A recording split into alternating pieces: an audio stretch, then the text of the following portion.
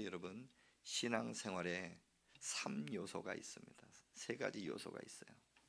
주보에도 이렇게 이제 제가 조그만 글씨로 이렇게 나오면서 가운데 괄호에다가 이렇게 하나를 만들어 놨는데, 신앙생활에는 이 3요소, 3단계가 있어서 살아갈 때 우리는 넉넉하게 이겨낼 수가 있어요. 첫 번째는, 신앙 요소의 3요소 중에 첫 번째는 사실이다라는 거예요. 다른 말로 하면 진짜다라는 거예요. 진짜. 두 번째는, 그 다음 단계는 믿음이에요. 믿음. 그리고 믿음의 단계를 넘어서게 될 때 체험을 하게 됩니다. 자, 이 이야기를 이제 먼저 이렇게 말씀드리는 것은 확 와닿지가 않을 거예요. 이게 무슨 말이야? 그냥 신앙생활은 무조건 믿고 살아가는 거 아니야? 예수님만 잘 믿으면 되는 거 아니야? 그렇게 생각할 수 있지만, 여러분이 믿는 그 믿음 안에는 제가 조금 더 세분화하여 말씀을 드리는 거예요. 자, 이것을 조금 쉽게 말씀드리다 보면 이렇게 표현할 수가 있어요. 어떤 아버지가 아들에게 이제 통장 하나를 주기 위하여 은행에 갔습니다. 은행장 이렇게 맞이하면서 제가 1억이라는 돈을 이 은행에다 맡기면서 통장 하나를 발급받고 싶습니다. 통장 하나 만들어 주십시오. 은행 직원이 그렇게 만들어 줬어요. 자, 이 통장에는 지금 현재 얼마가 있는 거예요? 1억 있어요. 1억. 근데 진짜 돈을 맡기고 은행 직원이 사실입니다 하는 그것에 통장을 준 거잖아요. 이거는 진짜입니다. 그런데 이걸 가지고 아들에게 갑니다. 아들아, 이 통장에 1억이 있어. 뭐 1억 돈도 아닌가 봐요. 뭐 여러분 이 통장 갖고 싶으신 분? 네, 2분 있습니다. 그런 큰 기적이 있을 겁니다. 아들을 불러서 이 통장에 1억이 있는데 네가 살아가면서 어려운 일을 겪을 때 이 통장을 열고 은행에 가서 돈을 찾으면 된다. 그렇게 말을 한 거예요. 여기까지는 진짜 사실이잖아요. 자, 사실 다음에 무슨 단계라고요? 믿음 단계로 가요. 이 아들이 아빠가 무슨 1억이 있어. 이 통장이 무슨 1억이야. 통장을 버린다고 하면은 이 아이들은 믿음이 있어요, 없어요? 없는 거예요. 그런데 아들이, 아빠 진짜 여기 1억 있는 거 맞지? 내가 나중에 대학교 갈 때 이 통장에서 1억을 빼서 쓰면 되지? 아빠 감사합니다. 받아들일 때 그 안에는 믿음이 생기는 거예요. 근데 아직 뺐어요? 안 뺐어요? 안 뺐어요. 그냥 믿은 거예요. 근데 진짜 대학교를 입학하는데 우리 아빠가 여기에 1억이 있다고 했는데 내가 믿음 가지고 진짠가 아닌가 한번 가보자 해서 돈을 찾았어요. 이것은 어떤 단계일까요? 체험의 단계인 거예요. 믿음의 단계에서만 그냥 머물고 있다면 나는 하나님 믿습니다. 하나님 지금 살아계시는 거 믿습니다. 그런데 기도를 안 해. 믿음 없는 행동을 해. 진짜 믿음이 있는 걸까요? 아니라는 거예요. 내 안에 진짜 믿음이 있으면 그것을 실행하고 그 1억을 만져볼 수 있는 체험, 거기까지 가는 게 진짜 신앙 생활이다라는 것이죠. 저는 바라옵기는 여러분의 우리 모두가 하나님 안에서 신앙 생활하고 믿음 생활하는데 사실인 그 진짜 사실을 믿고 믿음을 넘어 하나님이 주시는 놀라운 체험까지 나가길 주님의 이름으로 축복합니다. 아멘. 우리 삶에 보면 오늘 집사님 간증했던 것처럼 진짜 암세포가 사라지는 거, 이것 또한 큰 체험 중에 하나이죠. 많은 사람들이 이런 체험을 하고 싶어 합니다. 그런데 그리 아니할지라도 왜 저분에게 저런 큰 체험이 있고 나는 왜 체험이 없을까? 실망할 이유가 없어요. 여러분 또한 크고 작은 하나님의 은혜를 체험하며 지금도 살아가고 있습니다. 근데 그 발견하는 그 시간, 오늘 그 시간이 되었으면 참 좋겠다 생각이 드는 것이에요. 오늘 말씀 제목은 내가 죽고 예수님이 사는 삶입니다. 이 현수막에도 이렇게 나와 있죠. 나는 죽고 예수님이 사는 삶.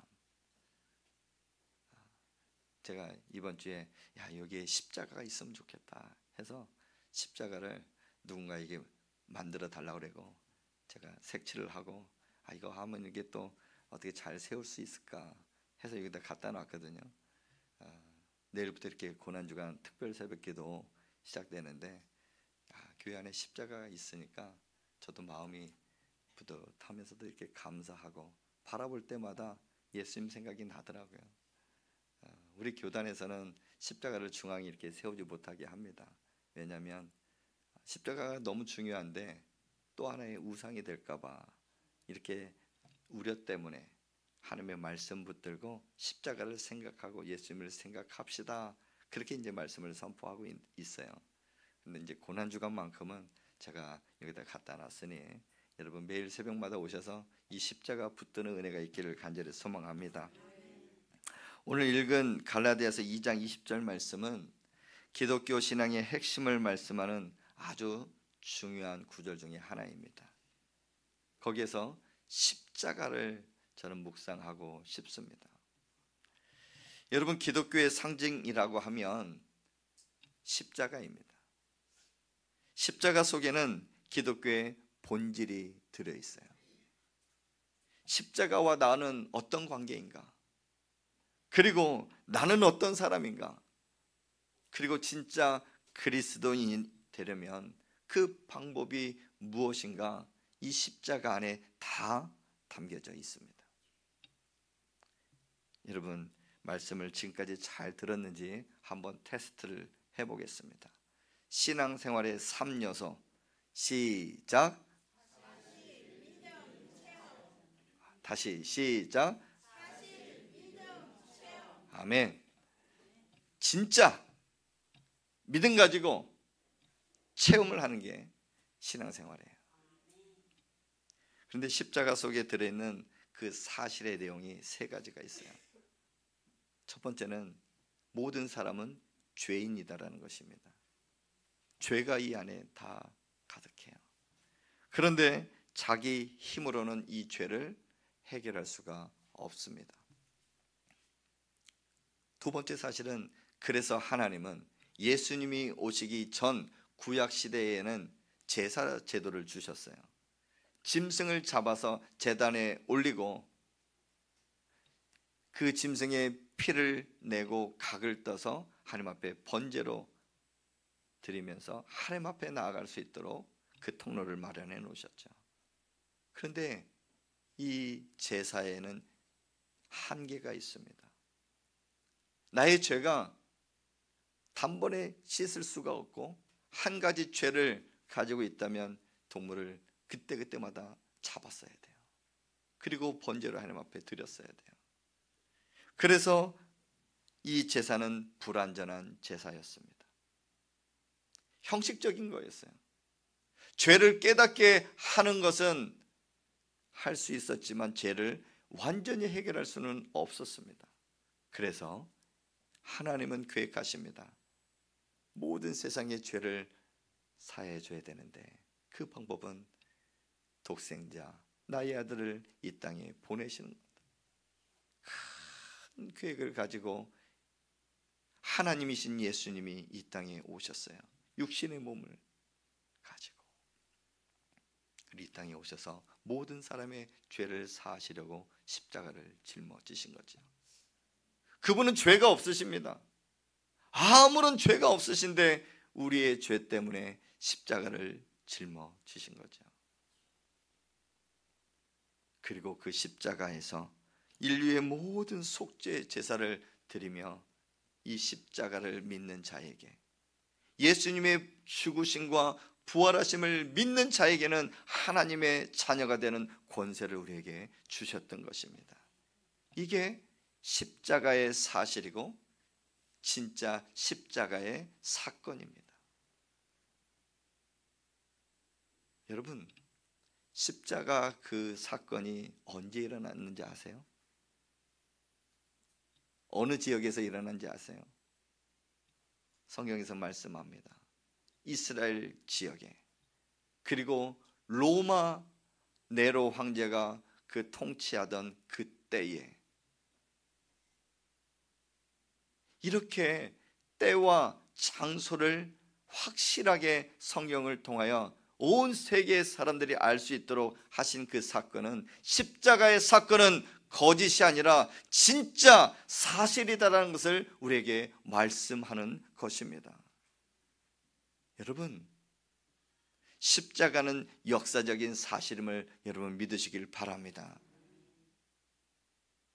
십자가는 진짜 사실이며 사건 중에 진짜 사건입니다. 그것을 믿는 그 믿음이 진짜 믿음이거든요. 그래서 믿음이란 사실 속에 들어가 있는 것을 내가 받아들이는 거예요. 내가 받아들이는 거예요. 근데 이것을 받아들이지 못하는 사람은 아직까지 세상 가운데 있어요. 예수님을 믿지 않거든요. 근데 여러분, 어떻게 믿게 됐습니까? 그것 또한 하나님의 은혜이잖아요. 내가 아무리 공부해서 믿었습니까? 아니요. 하나님이 여러분에게, 저에게 주신 은혜인 줄 믿으시길 바랍니다.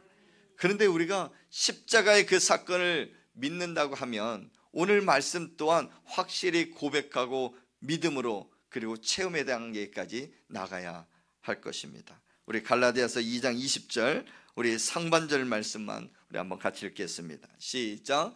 내가 그리스도와 함께 십자가에 못 박혔나니. 아멘. 한 번 더. 내가 그리스도와 함께 십자가에 못 박혔나니. 아멘. 내가 어디에 못 박혔습니까? 십자가에. 누구와 함께? 예수님과 함께. 그래서 나는 죽은 거예요. 죽은 몸이에요. 근데 여러분, 어떻게 살아 있습니까? 예수님과 함께 죽은 것은 내 안에 있는 옛 자아, 옛날 사람, 옛날 습관, 옛날 욕망, 세상에 바라고 세상 가운데 살아갔던 그 모든 것들이 십자가 안에서 죽었다라는 것입니다. 여러분이 지금 살아있는 것은 이제는 하나님이 두 번째 보너스로 주신 목숨이에요. 그렇다면 그 십자가에서 나 옛사람이 죽었다는 거 어떻게 믿을 수 있을까? 법적으로 죽은 거예요. 십자가에 죽었다는 그 사실을 내가 믿기만 하면 나는 옛날 사람이 죽었는 거예요. 내가 십자가에 못 박힌 거. 그런데 내가 십자가에 못 박힌 것이 진짜라면 그 믿음이 진짜여야 된다는 사실이죠. 그래서 그 다음 단계까지 나아가려고 하면 어떻게 해야 될까? 우리 중반절, 우리 두 번째 20절 중반절 함께 읽습니다. 시작.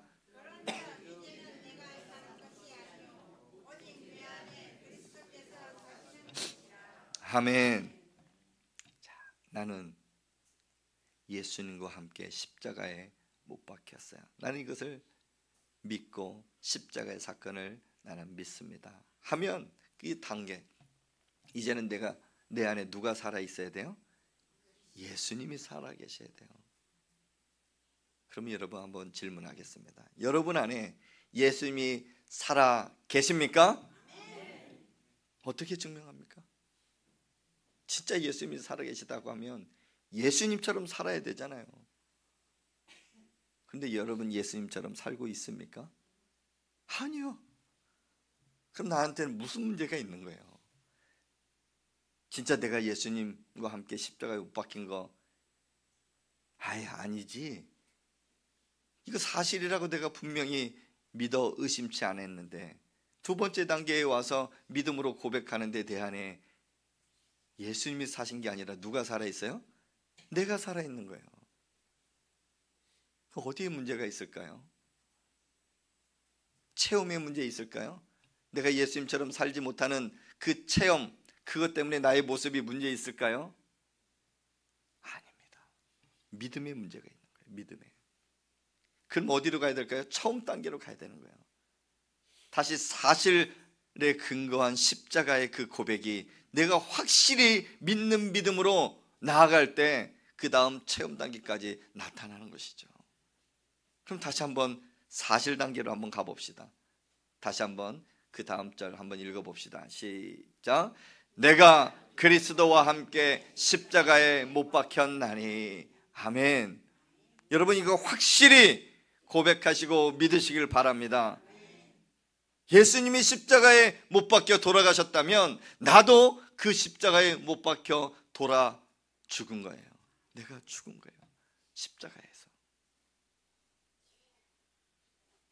그러면서 내가 이제 할 일이 있다면 예수님 내 안에서 살아 역사하십시오. 믿음의 삶으로 살아가는 것입니다. 그런데 왜 이런 삶이 안 느껴질까요? 그것은 현실적인 현실의 문제에 부딪히고 내가 판단하기 때문에 그래요. 늘 현실 앞에 있어서 나는 이거밖에 안 되나 봐. 어느 순간에는 두려움을 갖고 불안감을 가지고 우울증에도 걸리고 낙심하며 낙담하며 내 스스로 내 욕망대로 살아가는 나의 모습을 발견할 때가 있습니다. 그냥 먹고 살기에 급급해서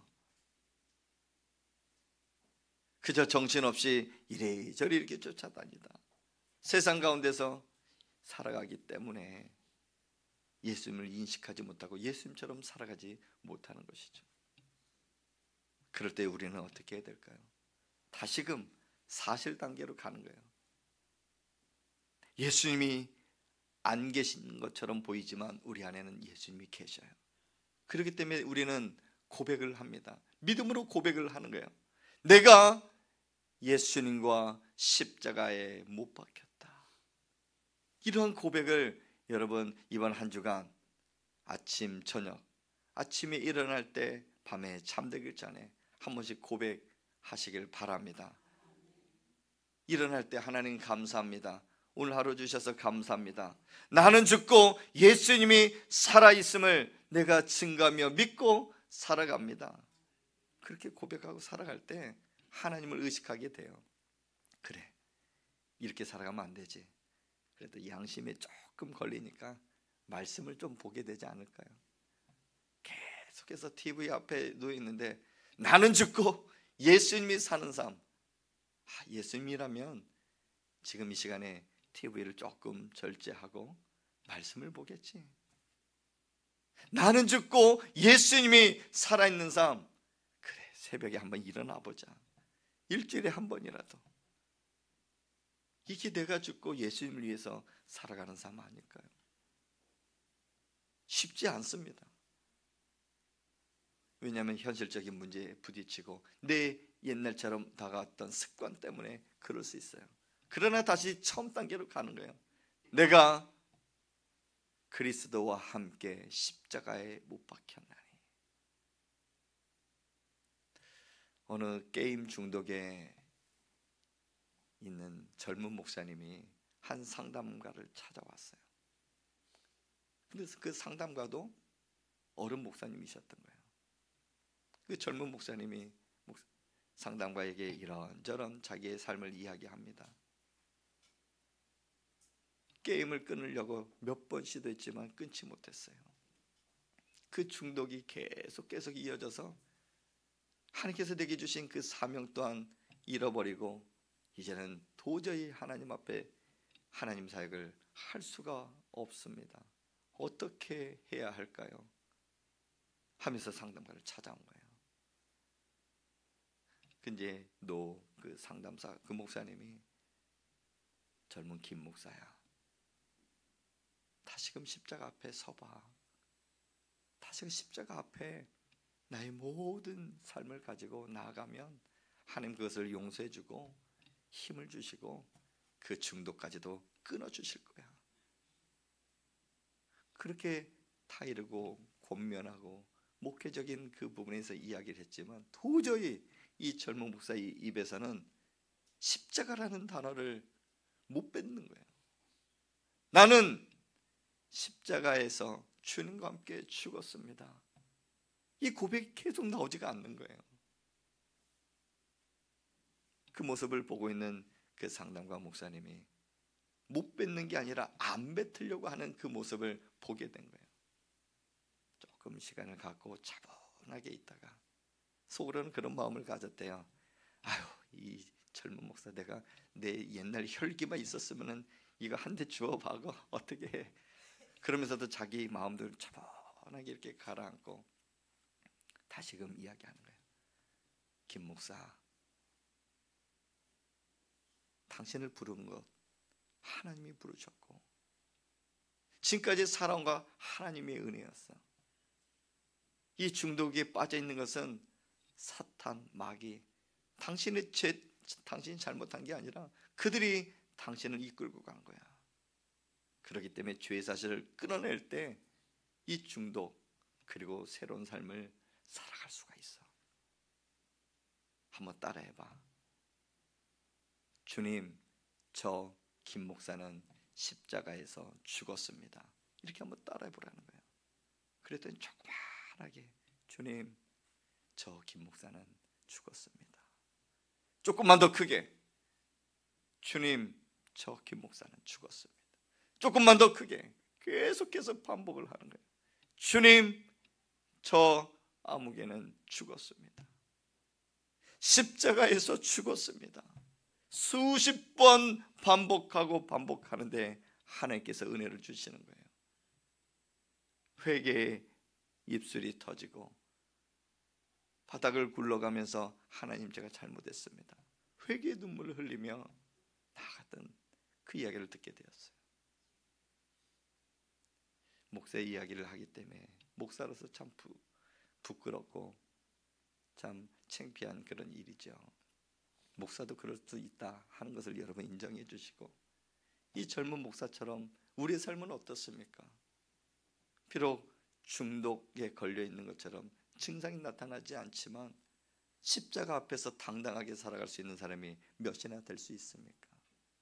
그러나 여러분, 나는 죽고 예수님이 사는 그 삶은 내가 다시금 십자가에 죽는 것이에요. 내 옛 습관과 옛 자아가 죽게 되면 예수님이 내 안에 계셔서 살아 역사하실 줄 믿으시길 바랍니다. 그럴 때 체험의 단계, 기적의 단계, 하나님이 베풀어 주신 은혜의 단계까지 나아갈 수가 있는 것이에요. 매일 내 삶을 보면서 왜 나는 왜 이래? 아니요. 여러분의 믿음을 다시 한번 점검하는데, 첫 번째, 나는 주님과 죽었다, 나는 십자가에서 죽었다 하는 이 사실을 다시금 믿음으로 고백하며 이번 한 주도 승리할 수 있길 주님의 이름으로 축복합니다. 아멘.